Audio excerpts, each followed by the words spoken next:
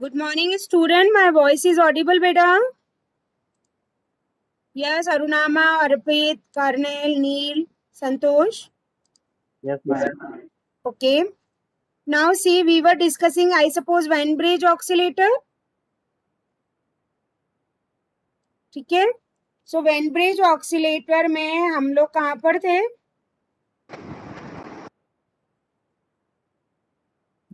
Theory मैंने explain कर दी थी. मैंने पहले तुम्हें कहा था डायग्राम बना लेना. ठीक है. इसमें वैल्यूज नहीं लिखी है. इसकी जो वैल्यूज वगैरह हैं वो मैं तुम्हें जो प्रैक्टिकली रीडिंग्स ली थी पंकज ने वो वाले मैं तुम्हें दिखाऊंगी अभी. अब इसके अलावा यहाँ से अपन को ये तो कहाँ तक लिख लिया था तुमने? Can anybody tell? मैंने ये कहा था पहले तो ये लिख दो कि RC phase shift is of two types. One is a Wien bridge, another is a like a phase shift oscillator. After that, I told you first make the diagram, then write down theory. Is it so? हाँ ma'am, diagram तक कर लिया था. हाँ. So now theory में Wien bridge में क्या रहता है. अब डायग्राम तुमने बना लिया तो ये क्लियर है. बेसिकली ये तो टू स्टेज तुम्हारा आरसी कपल्ड है. ये जो वैन ब्रिज है इसमें पर्टिकुलरली यही है कि जो ऑक्सीलेशन हो रहा है, सी ये आउटपुट है, it is feedbacking to the input. तो जो ऑक्सीलेशन प्रोसेस है, जैसे वहां कॉलपीट में दो कैपेसिटर वन इंडक्टर से हो रहा था और हार्टले में दो इंडक्टर वन कैपेसिटर से हो रहा था. Here it is of this RC coupling. इसमें एक और आर और सी जो है वो सीरीज में और एक पैरेलल में. ठीक है. फाइन. तो ये R1 हो गया, ये R2 हो गया. इसको तुम R3 R4 ये अभी नेमिंग मत डालो. या तो अभी अपन ये 3 4 हो गया C1 से, और या तो इस जो एक्चुअल डायग्राम से अपन ने जो वैल्यू ली है वो वैल्यूज यहाँ लिख देंगे. ठीक है. So please write down here a balance Wien bridge can be use. और इसमें यही होता है बेसिकली फेज शिफ्ट में ये है कि टोटल मिला के ऑक्सीलेशन कब कंप्लीट होते हैं. If you analyse a sine wave और any square whatever wave is particularly it is going to be this.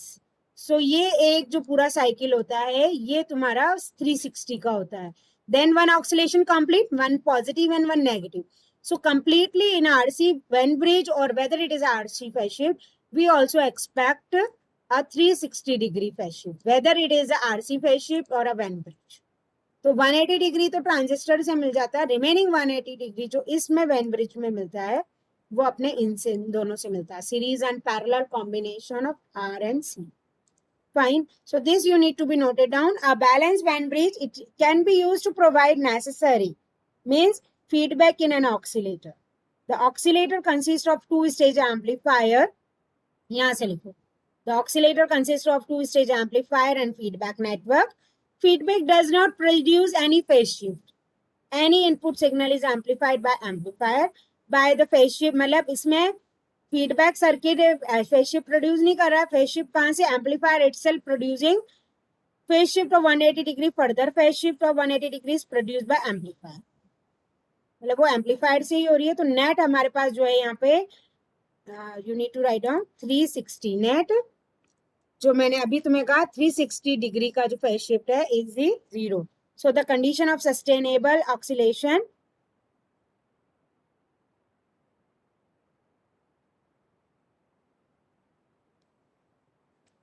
Net phase shift जो है कैंसिल होकर जीरो हो रही है. तो condition of sustainable oscillation is going to be achieved.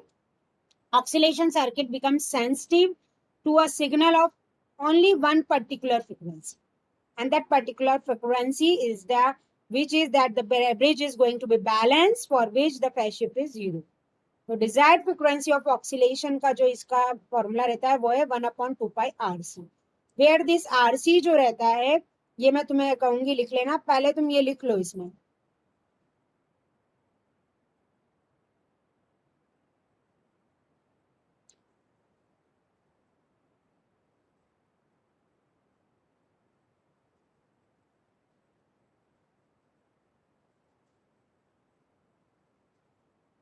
यहाँ से लिख लो. और ये जो फॉर्मूला है इसमें किस तरह से आ रहा है ये मैं तुम्हें अभी बता दूं. पहले लेट यू फिनिश दिस.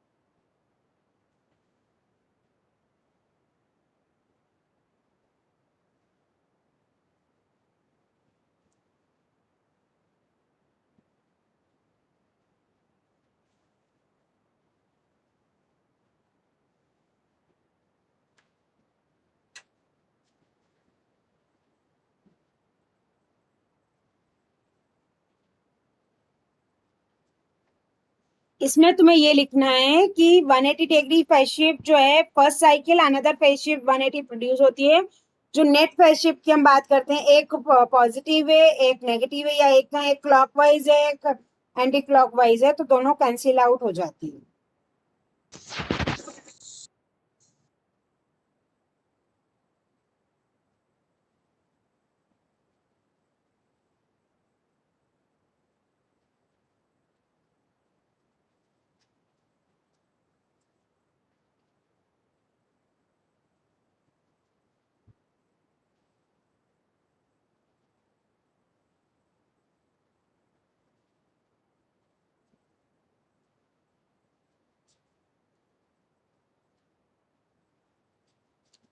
ये लिखना इसलिए है, वैसे तो अगर तुम्हारे थ्योरी में हो जाता तो अपन ये नहीं करते, लेकिन कि तुम्हें कंसेप्ट क्लियर हो।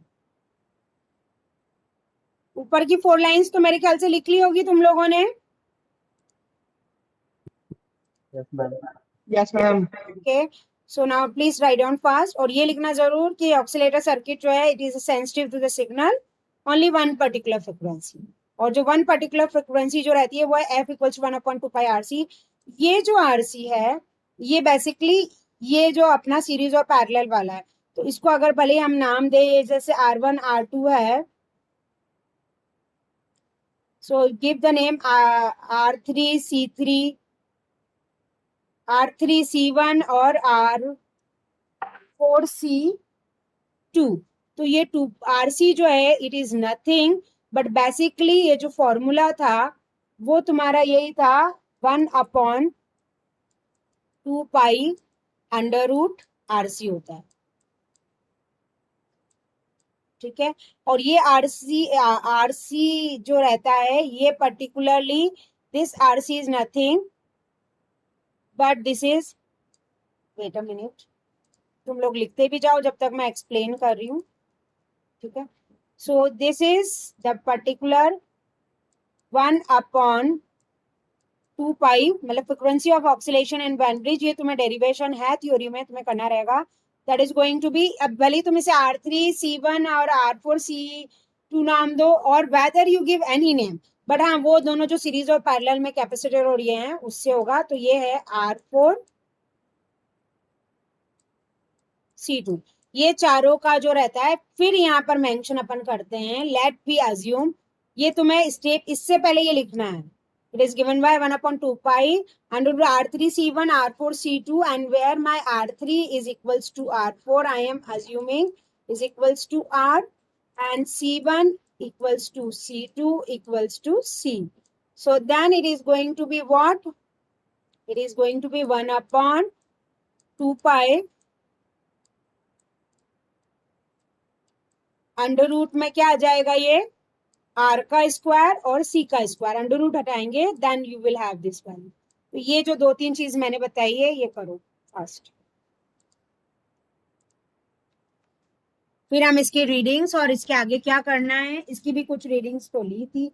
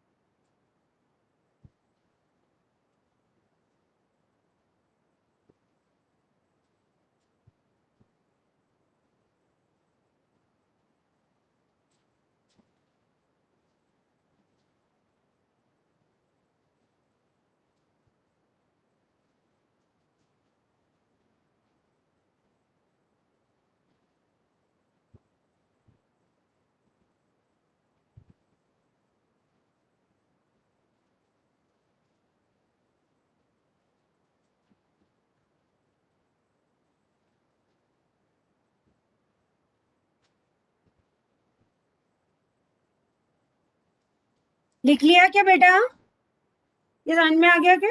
चलो लिखो, मैं 2 मिनट और दे रही हूँ फिर अपन इसके कैलकुलेशन पार्ट पे जाओ।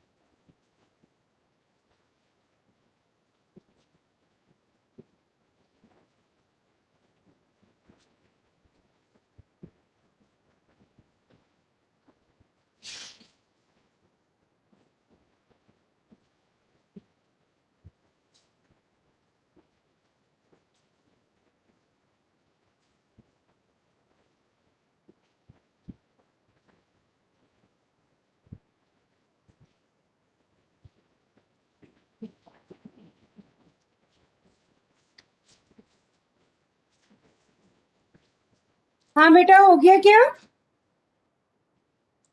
सिंपली ये आर से कैसे आया है तुम्हारा, ये दोनों का जो कॉम्बिनेशन है उससे आया है, और अंडर रूट में ही वैल्यू थी, बट फिर इसको अपन ने रिलीज किया। फाइन। अब प्रोसीजर में यही है बेसिकली, इसमें तो ये है कि जो कनेक्शंस हैं वो हमें टर्मिनल टू टर्मिनल्स करने रहते हैं। मतलब बेसिकली ये जो यहाँ पे नोड्स हैं इनको भी कनेक्टिंग लीड से कनेक्ट करना रहेगा, and then you need to proceed. So please write down procedure. Compare the frequency through its theoretical value. ये तो ठीक है. Observe the waveform terminal BCD and the other channel CRO with respect to waveform at terminal A. ठीक है. We will observe the phase shift. Upon observe कर सकते हैं 0, 60, 120, 180 respectively at terminal BCD with respect to terminal A. First we connect the circuit according to the diagram, then provide the power supply, output circuit connected to the probes, and then measure the frequency through CRO. ठीक है. सो इसमें particularly यही है connection. ये circuit तो as it is ऐसे ही रहता है. जो तुम्हारे 4 कनेक्शंस हैं that is going to be 1 2 3 4 feedbacking वाला, और ये है. ठीक है. इसमें भी A B C D, wait, ये रहा ए बी सी और ये रहा डी. फाइन. ये सर्किट है तो इसमें ए से बी ये ले लो, बी से सी, सी मतलब ये जो तुम्हारा वेन ब्रिज है यहीं पर ये टर्मिनल है. और हम इसमें फेज शिफ्ट्स के अकरेंस भी देख सकते. इसी तरह से ये मतलब प्रैक्टिकल वाला है जो बनाया था. तो ये प्रोसीजर तुम लिखो, और इसमें तुम्हें क्या करना है, ये इसको ए ले लो, ए बी सी और ये बी.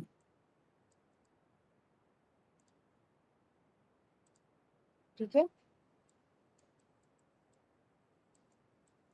ये माउस भी डिफिकल्ट है.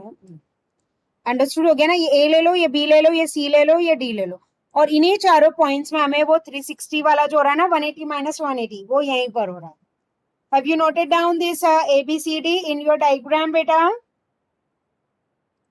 Yes. Okay Arpit. Okay. Now please write down full procedure.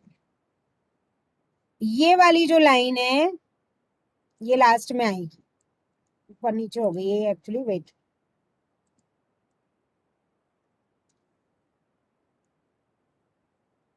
तो सबसे पहले हमें क्या करना है इसमें, observe the waveform at terminal BCD on the other channel of CRO and measure the shift of waveform at BCD with respect to waveform at terminal A.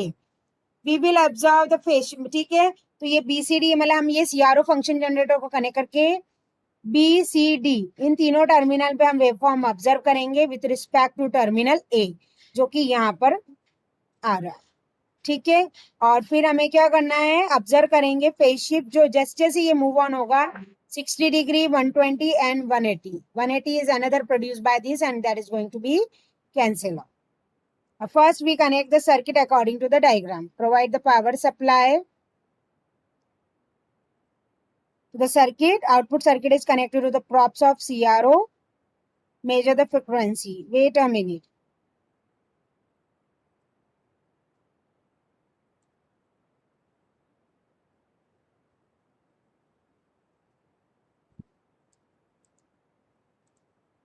Sequence ही उल्टा पुल्टा करके रखा।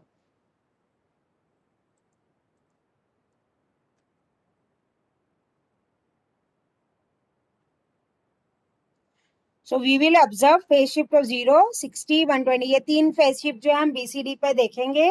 सबसे पहले हम क्या कनेक्ट करेंगे, circuit according to the diagram. Provide the power supply to the circuit, then what will do, output of circuit is connected to the prop CRO, fine, and then observe the waveforms at this terminal and then measure the frequency, or फिर compare the frequency through its theoretical value. How we will calculate the theoretical value, उसकी calculation नीचे। पहले तुम इतना लिखो, meanwhile I am taking your attendance sheet. Please write down.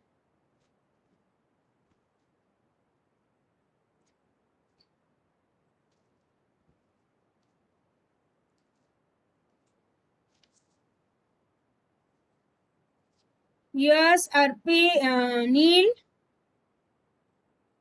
Yes, ma'am. Yes, ma'am. Arpit, Present, ma'am. Yes, ma'am. Karnel. Present, ma'am.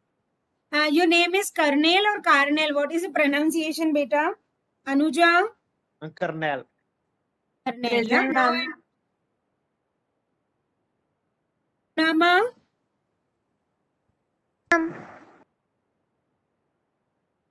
Anuja?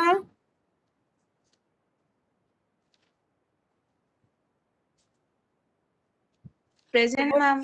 अभी actually third year final year के mid, तुम लोगों के शायद नेक्स्ट वीक या देखो कब होंगे मिड टर्म, उनके मिड टर्म चल रहे हैं। तो हो सकता है कि मैं तुम्हारा रेगुलरली एक लैब ले लूं।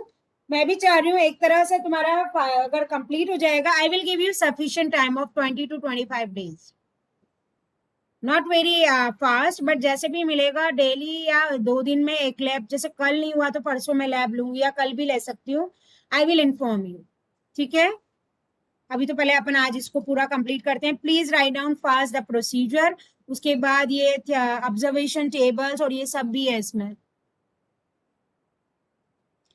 प्रिकॉशन और रिजल्ट तो तुम लिख सकते हो, रिजल्ट में कुछ नहीं है। पहले ऑब्जर्वेशन ये प्रोसीजर लिखो फटाफट। नील, वो तुमने जो कैलकुलेशन भेजी है वो मैं 1-2 दिन में देख के तुम्हें बताती हूँ बेटा, है ना, ठीक है। वो मैंने देखा तो था लेकिन बहुत ध्यान इतना टाइम नहीं मिल पाया मुझे। एक वर्कशॉप भी चल रही है मेरी खुद की भी, FDP, और Okay, ma'am. कॉलेज में भी कुछ कुछ सामान जो है उसके ऑनलाइन डेमोज वगैरह चल रहे हैं, तो हम लोग कमिटीज में रहते हैं। लेकिन I will let you know, okay. Please write down fast now.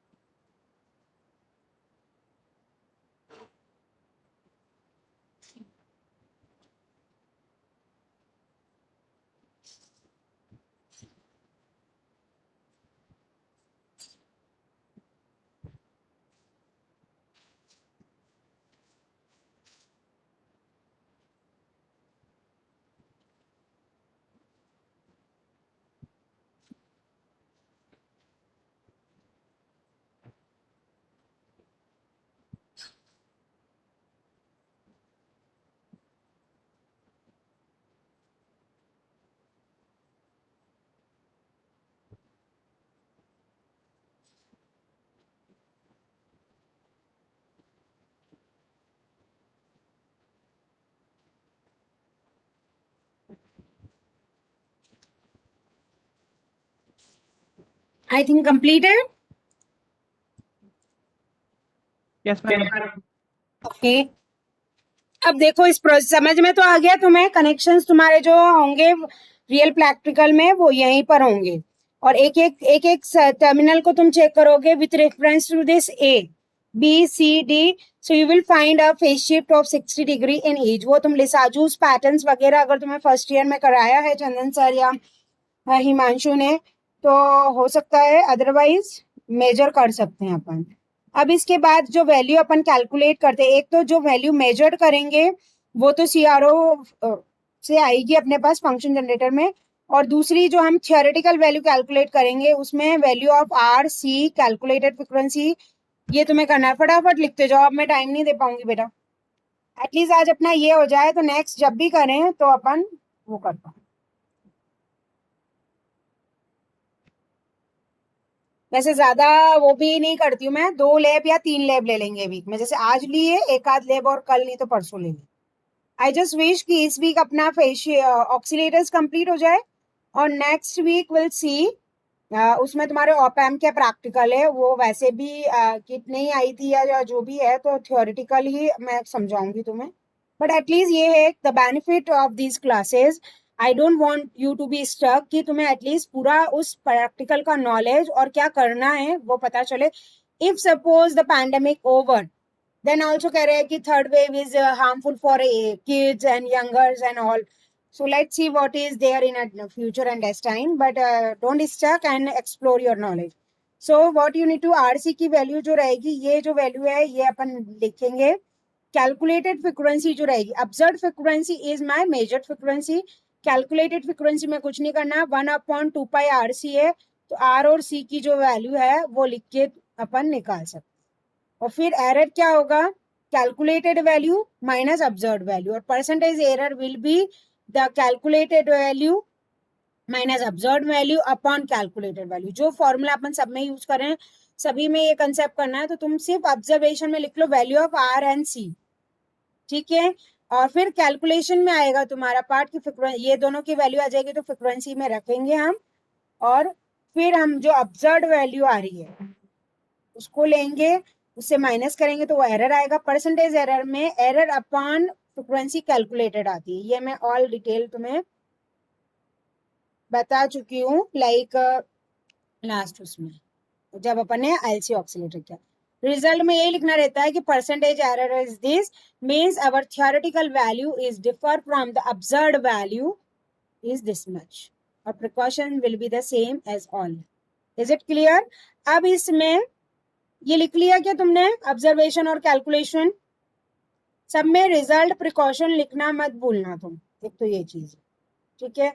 Secondly ये वैल्यू जो ली है 10 into 10⁻³ मतलब रेजिस्टेंस 10 किलो ओम ले रहे हैं अपन यहाँ पे और ये है 0.01 फैरड. मीन्स यहाँ जो वैल्यू अपन ले रहे हैं वो है 10 किलो ओम और ये जो वैल्यू ली है अज्यूम करके वो है 0.01 फैक्ट. ठीक है. उस हिसाब से अपन ने कैलकुलेट तो कर ली कि 1590 हर्ट्ज आ रही है frequency and the percentage error which is there that is going to. Is it clear? अब जो वैल्यूज जो थ्योरेटिकल लैब में हुई है वो मैं तुम्हें बताती हूँ. Is it clear? Practical is complete. LC oscillator की तरह इसमें भी वही apparatus थ्योरी सब लिखना था. वैन ब्रिज में जो काम तुम्हारा हार्टले में 2 इंडक्टर 1 कैपेसिटर कर रहा था, कॉलपिट में 2 capacitor 1 inductor was doing the same thing is performed by this Van Bridge, but it is not preferable as it is a bulkier also. It make our oscillator bulkier and cost effective भी नहीं है. तो कितने resistance लग रहे हैं, 4 resistance और 2 capacitor लग रहे हैं apart of this RC oscillators. So because of that we went for RC phase shift. RC phase shift upon next class में करेंगे. ठीक है. क्या इसमें जो थियोरेटिकल है उसमें यही है कि वैन ब्रिज ऑक्सीलेटर को जब हम ऑब्जर्व करते हैं तो वही है बेसिकली कि थ्योरी में यही हमने बताया कि हमारा जो सर्किट है वो कनेक्ट है और R3 R4 use to generate reference voltage. AC input हम देते हैं और जो हमारा फेज शिफ्ट है वो दोनों ही सीरीज और पैरेलल कॉम्बिनेशन वाले कैपेसिटर जो हैं उससे होता है। ये इस तरह से अपन ने इसको R1 R2 दे रखा है वहां थियोरेटिकल में, बाकी तुम ये भी कर सकते हो। और ब्रिज का जो आउटपुट है वो यहाँ से मेजर करते हैं ये कनेक्शंस। ठीक है, तो ये तुम्हारा A B C और D ये रहता है। ठीक है, ये बेसिक ब्रिज ये मेरा है, और इसको हम जब एम्पलीफायर से कनेक्ट कर देते हैं तो ये हमारा वेन ब्रिज ऑक्सीलेटर हो जाता है। Output is going to measure from this point. ठीक है, जो टर्मिनल यहाँ था वेन ब्रिज का वो वहां पर कनेक्ट। ठीक है, ये वही चीज करा है R1 equals to R2 C1 equals to C2 करके, और ये ओपैम जो है उससे इसको एग्जीक्यूट किया है। ओपैम और ये वाला तुम्हें नहीं करना, तुम्हें ये वाला रेफरेंस वाला फोकस करना। ठीक है, इसके बस कैलकुलेशन के लिए मैंने ऑन किया है। ऑब्जर्वेशन टेबल में इसकी जो कैलकुलेशंस हैं उसमें जो है पर्टिकुलरली हमने वही 10 माइक्रोफैरेड हमने वैल्यू ले ली है। C3 और C4 या C1 इक्वल्स टू C2 करें तो वो 10 में वो ले सकते हो, और अदरवाइज 0.01 फैरेड जो लिया है तुमने बड़ा इस वैल्यू के अकॉर्डिंग ये रहेगी। और जो वैल्यूज आ रही है तो इसमें R4 R8 और ये ना लिख के तुम्हें डायरेक्ट वही लिखना है R3 equals to R4 equals to एक बार 10 किलो ओम है 20 30। ये ऑब्जर्व करिए वो एक्चुअली दोनों ही ये जो है रेजिस्टेंस कैपेसिटर की वैल्यू ये लिख लो। संतोष इसकी कैलकुलेशन तुम्हें करके बतानी है कि सही है कि नहीं। Are you there Santosh? Yes yes ma'am. है ना, तो इसमें पर्टिकुलरली ये है कि हम माइक्रोफैरेड 10 माइक्रोफैरेड मींस 10 इंटू 10⁻⁻⁶ इसकी वैल्यू आ गई है C3 C4 की। और ये दोनों जो रहते हैं प्लीज मेंशन, ये दोनों ही तुम्हारे वेरिंग रजिस्टर है, किट में भी रहेगा। तभी हम इसकी अलग अलग वैल्यूज जो आर की चेंज कर रहे हैं। तो यहाँ अब 4 5 6 7 ना लिख के तुम्हें क्या करना है R3 equals to R4 equals to 10 kilo ohm लेंगे, एक बार 20 करेंगे, एक बार 30 और एक बार 100 किलो ओम पे लिया है। ठीक है, प्रैक्टिकल वैल्यू मीन्स जो फंक्शन जनरेटर सीआरओ पे ऑब्जर्व हो रही है वो ये है। Theoretical value which you will evaluate here, and this is nothing but 1/2 pi RC। तो C is 10 microfarad and R की वैल्यू है। अब तुम्हें बस ये मैच करना है संतोष, और नेक्स्ट लैब मैं कल भी ले सकती हूँ, परसों भी। I will see my schedule, कल मेरे मिड टर्म्स भी हैं, अगर मुझे टाइम जैसे भी मिलता है। Actually in ahead I have 15 days one particularly AICT approved program, so in that we need to be 8 hours active। तो मैं यही चाह रही हूँ कि जैसे फाइनल ईयर थर्ड ईयर का तो सिलेबस हो चुका है, तुम लोगों का है फाइनल ईयर सैम आईटी की लैब भी हो चुकी है, only your lab is there, so you won't suffer.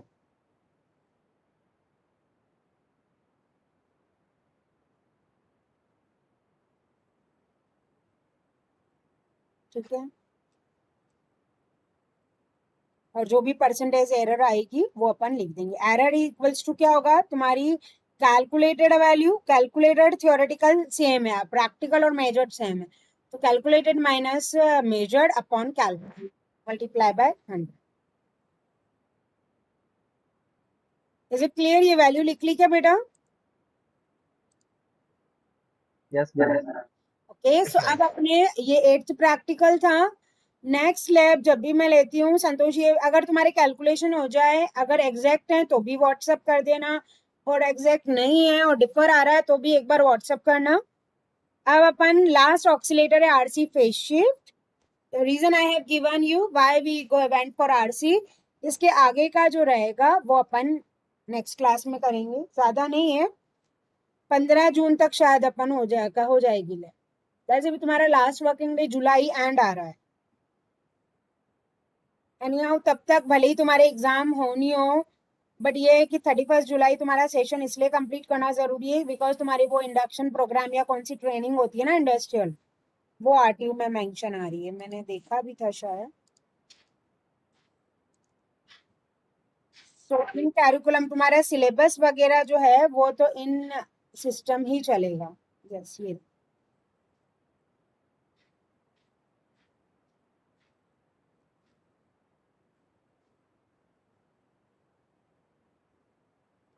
Ma'am practical ma'am third same का क्या होगा मैम? पता नहीं, let's see what RTU decided. ले लेना चाहिए था ऑनलाइन एग्जाम्स। एनआईटी आईआईटी में मेरे अभी हैं रिलेटिव्स के बच्चे, सबके हो गए। उनका इवन फर्स्ट सेम का भी एग्जाम हो गया, सेकंड तुम्हारे जूनियर भी सफर हो रहे हैं। सेकंड सेम उनका जुलाई में है, मिड ऑफ जुलाई एग्जाम्स हैं। At least first year second year का तो ऑनलाइन करा देना था उनको, बट आरटीयू ऑफलाइन ही कराएगा। तो ठीक है, तुम तुम्हारी तैयारी रखो, लेट्स सी व्हाट हैपन, है ना। Okay, see you, take care. I will inform you when will take lab. अब अपने 8 प्रैक्टिकल हो गए हैं और 4 बचे, ठीक है।